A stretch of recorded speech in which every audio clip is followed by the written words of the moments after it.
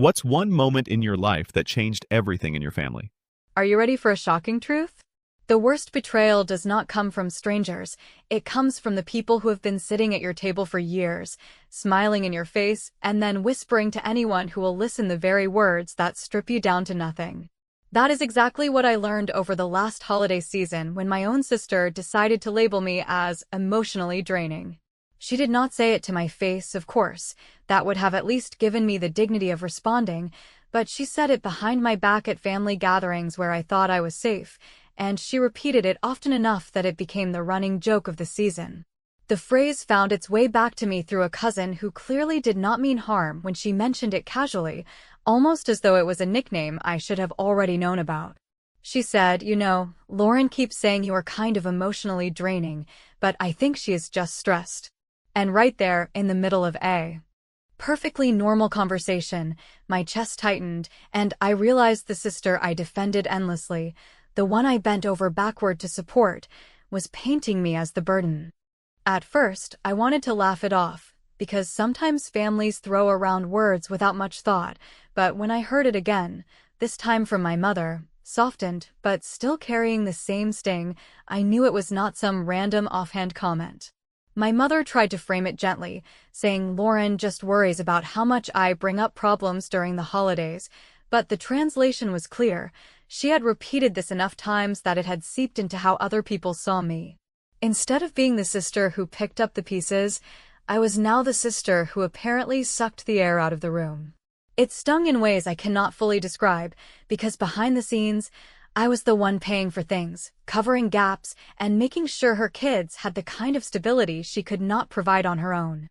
That was the exact moment something shifted in me. I did not confront her, not then, not in the middle of a holiday dinner or on the group text that was buzzing constantly with pictures of pies and kids in matching pajamas. I chose to stay quiet, but I started to pay very close attention. I kept a mental list of every single thing I had been doing for her, the insurance coverage she never thanked me for, the tuition payments that she claimed were temporary, but somehow kept rolling into another term, the last-minute babysitting emergencies, the rides, the holiday gifts, the little loans that were never called loans, but more like, you can help me, right, requests. And the more I thought about it, the angrier I became, because I realized the person she was calling emotionally draining was the very person she leaned on like a crutch. I decided I would not play this game blindly anymore, so I did something new. I started shifting everything to writing.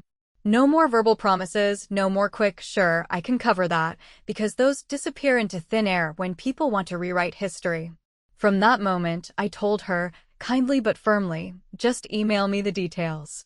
It sounded polite, but it was my way of putting everything on record. She did not think much of it at first, probably assumed I was just being organized, but to me it was the beginning of creating a paper trail that nobody could twist later. Around that same time, I spoke with a friend from work who knew the ins and outs of HR and benefits, and she explained something I had never really considered. She told me how dependent coverage works, how there are rules and qualifying events and specific windows where you can make changes, and suddenly it clicked. All those quiet favors I had been doing, all those lines I had blurred, were not just favors. They were actual obligations I had allowed to become permanent. I left that conversation realizing I had legal levers and timelines I could use if I wanted to. It was not about vengeance then, not yet. It was about finally recognizing that I had options other than silently carrying the weight. The more I paid attention, the clearer the picture became. I was not simply helping my sister here and there. I had become the invisible safety net propping up her entire household. And while she spun stories about me being a drain, she was building a version of herself as the independent, funny, resilient mom who managed it all. That lie worked only because I kept absorbing the fallout. I told myself over and over again that it was fine, that family helps family, but it is amazing how fast your patience erodes once you realize people do not even see your sacrifices as kindness, but instead frame them as weakness. The breaking point came one evening when I was sorting through my email. Buried between random promotions and work updates, I found a school invoice addressed to me. Not to Lauren. To me. I never agreed to have my email listed on any school records. I never signed off on being the responsible party for tuition, and yet, there it was, plain as day, my address listed as the one receiving billing notifications. That was the moment I realized this was not just about family gossip or careless words. This was about someone deliberately setting things up so that I carried responsibilities without even being asked directly. I stared at that invoice for a long time, and in that quiet moment, I promised myself one thing: this was going to change, and it was going to change on my terms. The thing about family patterns is that you do not see them clearly when you are living inside them, because what starts out as a one-time favor slowly turns into a habit, and before long, the habit becomes an expectation that nobody ever calls by its real name. That is exactly what had happened with Lauren and me, and when I finally stepped back and started going through my old text messages and emails, the scope of it nearly floored me. I had kept telling myself I was helping her get through temporary rough patches, but those rough patches stretched across years. And my own willingness to say yes over and over again had allowed her to build an entire system that depended on me in ways I had never consciously agreed to. I found screenshots of her asking for, just this week, coverage for after-school care, and then 3 months later, nearly the same message, slightly reworded, as though time had stood still. I found emails where she sent me her login details for things she had signed up for under my account because it is easier if you handle it.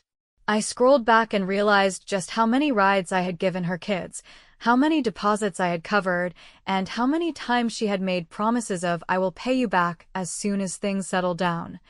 Promises that evaporated without even a conversation. Once I started to see it all lined up, the phrase "emotionally draining" took on an entirely different weight because she had managed to flip the narrative completely upside down. To everyone else, she was the exhausted mom who had to carry the stress of dealing with me, the sister who just could not seem to stop unloading her feelings at the worst times. But in reality, I was the one subsidizing her version of independence, keeping her bills current, helping her kids get through school, and covering her insurance. It was almost impressive how she had managed to cast me as the problem when I was the one constantly keeping her from collapsing under the weight of her own choices. And yet, because I had been too busy to pay close attention, I had let the story take shape without ever questioning it. I knew I could not just pull the plug overnight, partly because it would have been unfair to her kids and partly because I needed to prepare myself for the backlash that would inevitably come. So I did something small but significant. I put a date in my calendar 3 months out, a silent line in the sand that I did not announce to anyone but myself.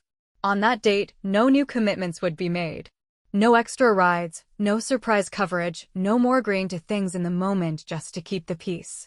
If I was already locked in for something, I would finish it, but there would be no fresh obligations after that day. It gave me both time to adjust to the idea and a strange sense of control, because for the first time in years, I had a concrete endpoint. In the meantime, I began to reroute all responsibilities back to her, slowly but surely.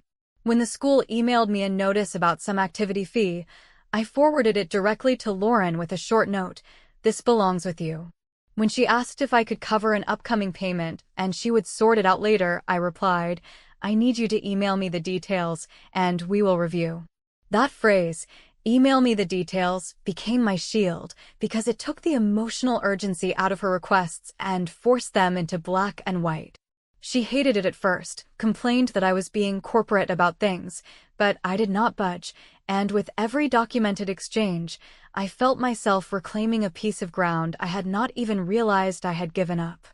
The turning point in this stage came when I ran into one of the parents from her kids' PTA. She smiled warmly and thanked me for covering tuition again this term, and I just stood there frozen, nodding awkwardly while trying not to let my face betray the shock. Again? What did she mean, again? I had known I had chipped in here and there, but apparently Lauren had been presenting me as the guarantor, the dependable fallback, and now other people saw me that way too. That casual thank you made my stomach turn, because it meant this was no longer a private arrangement between sisters. It was public knowledge in her circle that I was footing bills, which explained why she felt so free to keep leaning on me. She had created an image of me as her silent sponsor. That was the exact moment I realized silence was no longer neutral. By not correcting the narrative I had been feeding it, allowing her to paint me as both the safety net and the problem simultaneously. I could feel the walls closing in, because the more she repeated the emotionally draining line, the more it became the truth in people's minds, and the more I continued covering expenses behind the scenes, the more I reinforced her ability to spin the story however she wanted. If I did not intervene soon, I would be locked permanently into a role I had never signed up for, the financial crutch who also had to carry the shame of being the burden. I went home that night and started pulling every single receipt, transfer, and invoice I could find, creating a private file that documented years of one-sided transactions. Seeing it laid out in black and white was infuriating, but it was also strangely liberating, because I finally had evidence, not just vague memories or feelings. And with that evidence, I started drafting quiet, practical steps to dismantle the system she had built on my back. I did not announce it. I did not warn her. I just began moving, one piece at a time, toward that date I had circled on my calendar. The realization that the game had been going on far longer than I ever admitted hit me like a freight train, and I could feel the weight of years of enabling pressing down on me. But instead of drowning in guilt, I felt a surge of determination. This time, the story was not going to end with me being branded the family problem. This time, I was going to be the one holding the pen, and when the time came, the narrative would flip so hard she would not know what hit her. I woke up the next morning with that same tight feeling in my chest, not panic exactly, but the stubborn pressure that tells you have been avoiding something important for too long, and I decided I was done pretending this was complicated. Because when you strip out the noise, there are only a few levers that actually matter, and they are all built into policies, forms, and dates that do not care about family politics. I opened my benefits portal and started reading like I should have read years ago, moving slowly through each section until the language began to make sense, and once it did, I could see the path laid out in plain letters: who qualifies, under what conditions, during which window, and with what notice, and right there I realized the story I had been telling myself about being stuck was not true. It was just easier to believe I had no choice than to face the guilt of exercising the choices I actually had. I checked the list of dependents and contacts and saw a relic from a crisis year where I had toggled a temporary status to get Lauren through something urgent, and then, because life was busy and I hate forms, I never cleaned it up, which is exactly how favors turn into structures that people treat as rights, so I fixed it. Step by careful step, verifying each entry and removing anything that no longer belonged to me. Because I knew how fast emotions can derail clean decisions, I wrote a short sentence to guide me and kept it at the top of my notes. Stay factual, be kind, give notice, close loops, no arguments. I reached out to HR through the official channel, not for permission but to confirm timing, and the woman on the other end, steady and professional, walked me through the exact sequence of steps so that nobody could later claim I acted impulsively. And when she asked if I wanted to add a note explaining the change, I said yes, not because anyone owed me sympathy, but because I wanted the file to reflect that this was a planned transition with a brief bridge for them to adjust.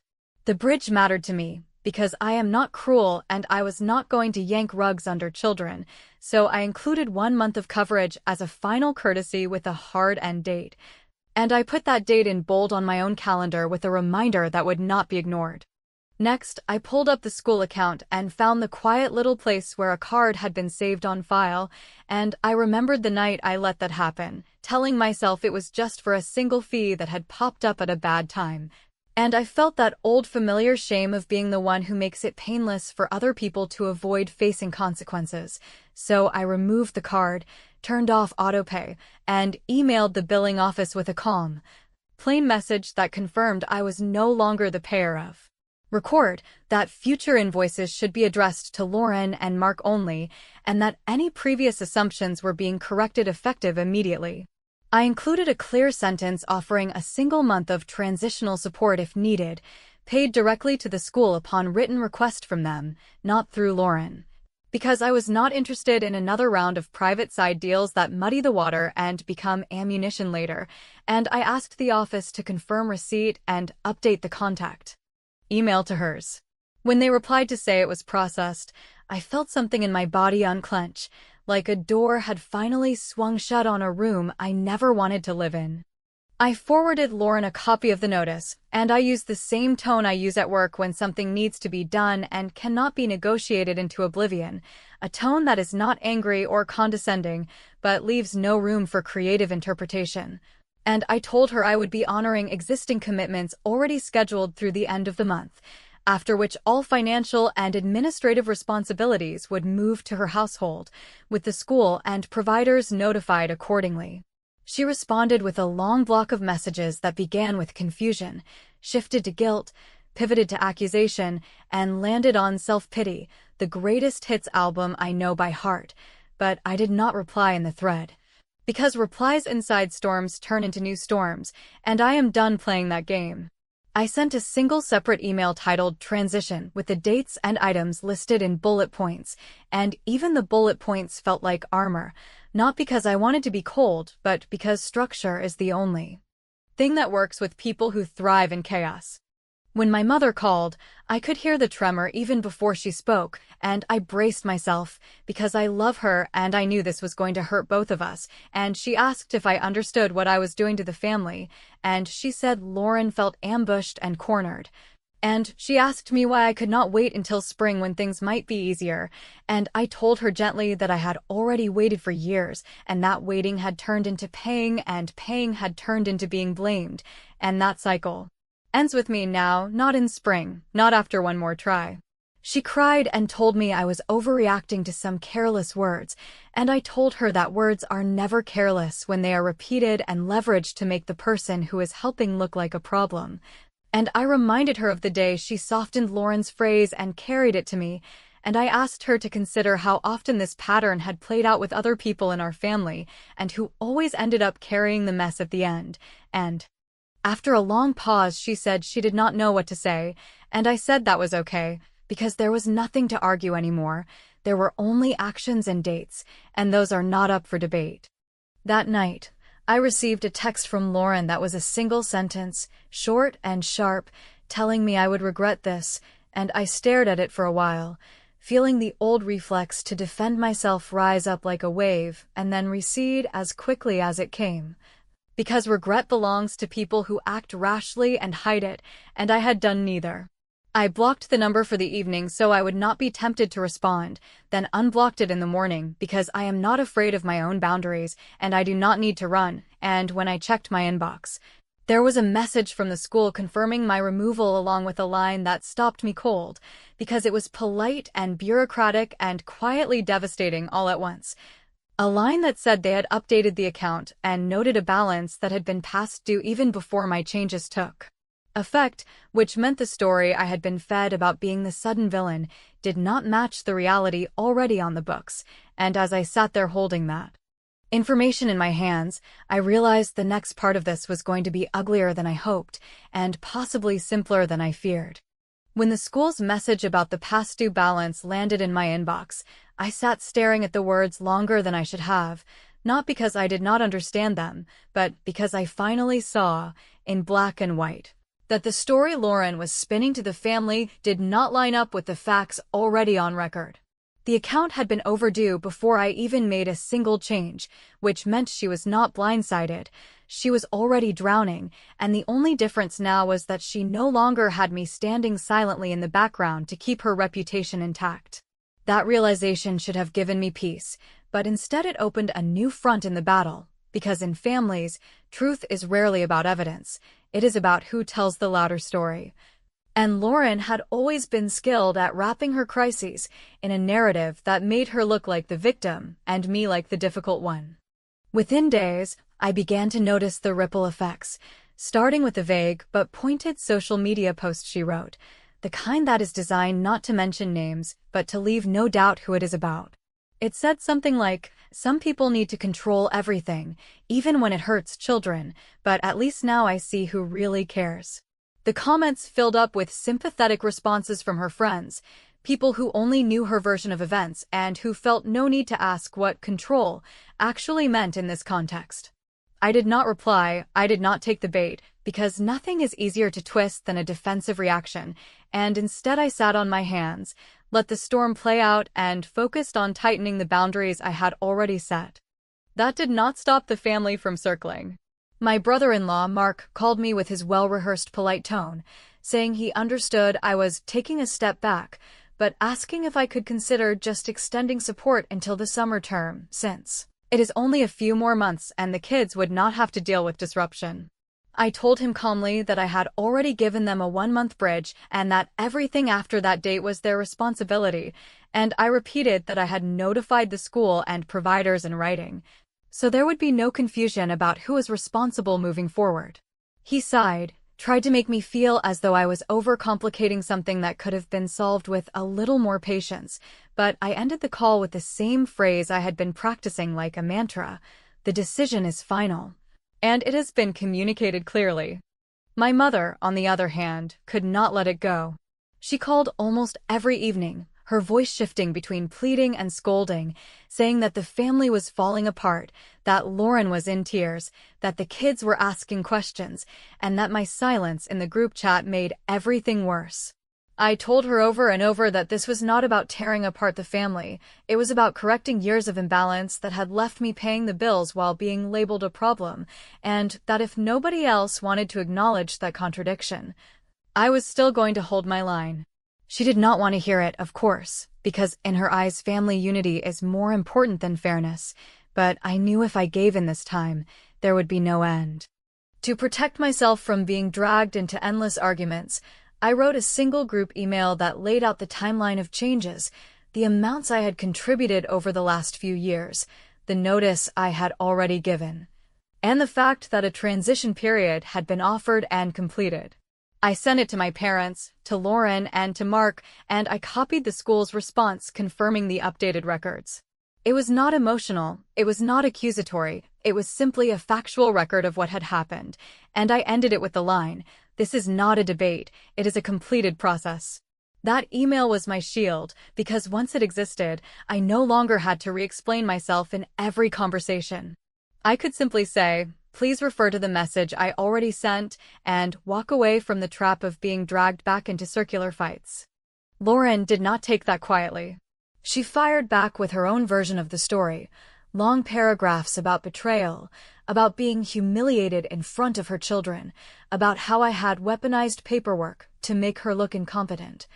And she copied extended family members who had nothing to do with this, hoping to build a coalition against me. The urge to clap back was strong, but I forced myself to resist, because the moment I stooped to defending myself in front of cousins and aunts, I would look like I was playing the same game she was. Instead, I forwarded her email to my HR contact, just so someone neutral could look at it, and asked, "Does this change anything about the policy or the process?" She wrote back one line that became my anchor: "Nothing here affects the decisions already executed." That sentence became proof that all of Lauren's noise was just that, noise, incapable of undoing what had already been done. The fallout grew uglier when one of Lauren's friends, clearly fueled by her side of the story, confronted me at a grocery store, telling me I should be ashamed for punishing children over an adult conflict. I stood there, holding my cart, and realized just how far she was willing to spread this narrative. I told the woman calmly that I did not owe her an explanation, and I walked away, but inside I could feel the anger building, not because I doubted myself, but because I saw clearly how dangerous unchecked stories can become when they are repeated without challenge. That was the moment I decided that silence, while useful at first, would no longer be enough on its own.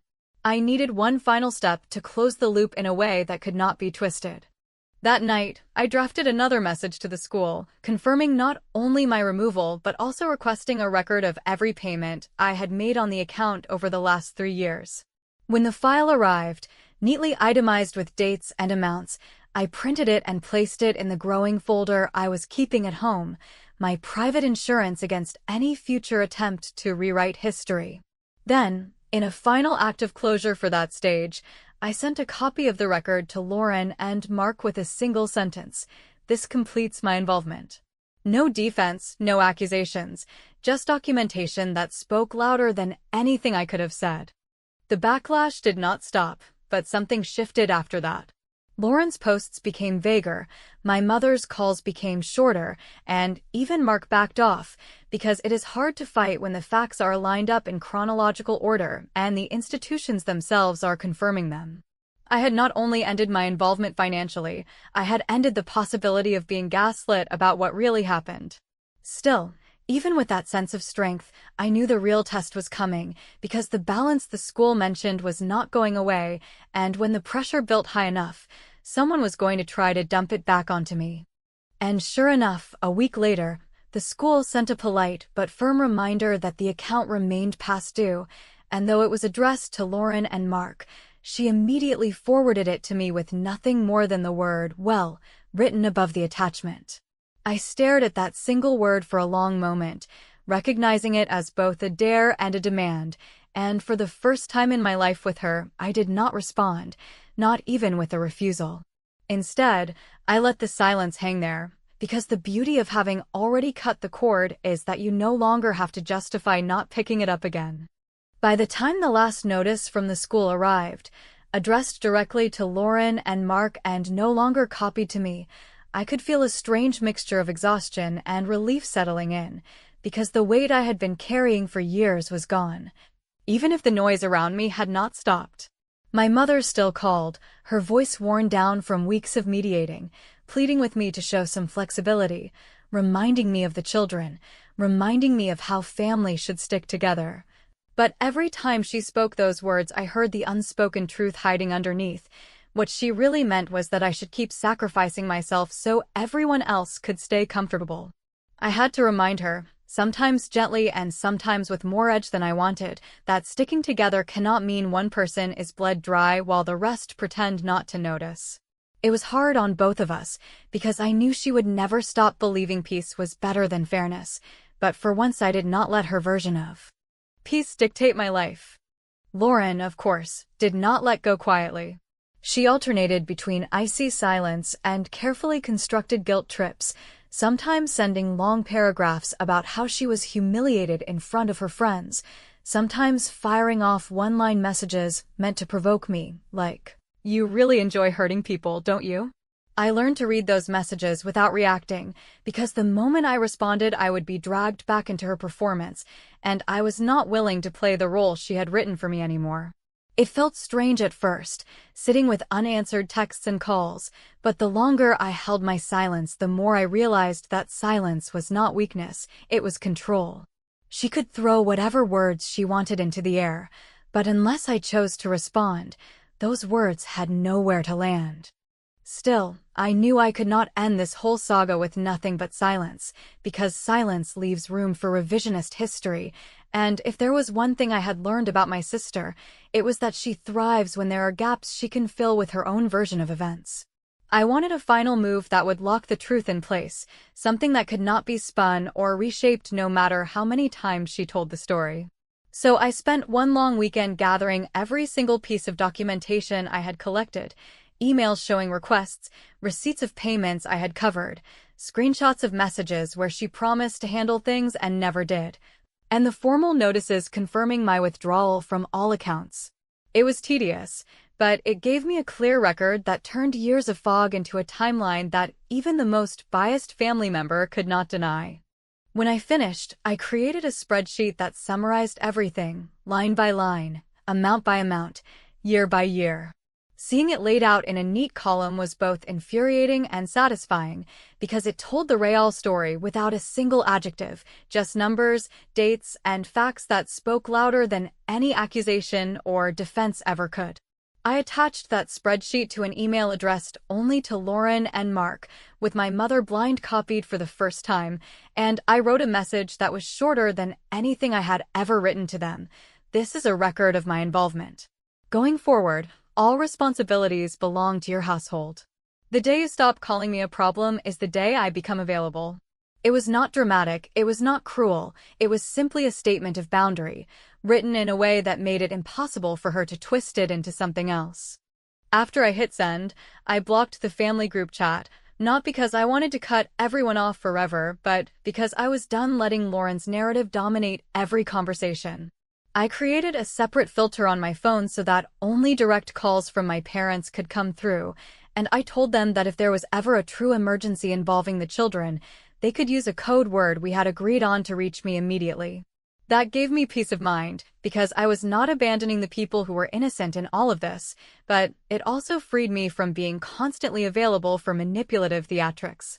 For the first time in years, my phone was quiet, and in that quiet I could finally hear my own thoughts without being drowned out by someone else's crisis. A few days later, an email appeared in my inbox from Lauren. The subject line read terms, nothing more, nothing less. I sat staring at it, my finger hovering over the mouse, and for a long time I considered opening it, but then I realized that for once I did not have to. The power was not in what she had written, but in my ability to decide whether or not her words even reached me.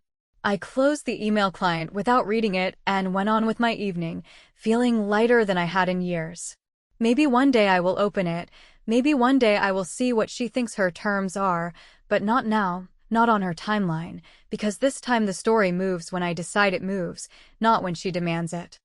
I know some people in my family still think I went too far, that I should have been more patient, more forgiving, more willing to swallow insults in exchange for peace. But I also know that if I had kept playing that role, nothing would ever have changed. My sister would still be calling me emotionally draining, still leaning on me for bills, still expecting me to clean up her mess while she played the victim, and I would still be quietly suffocating under the weight of obligations I never truly agreed to.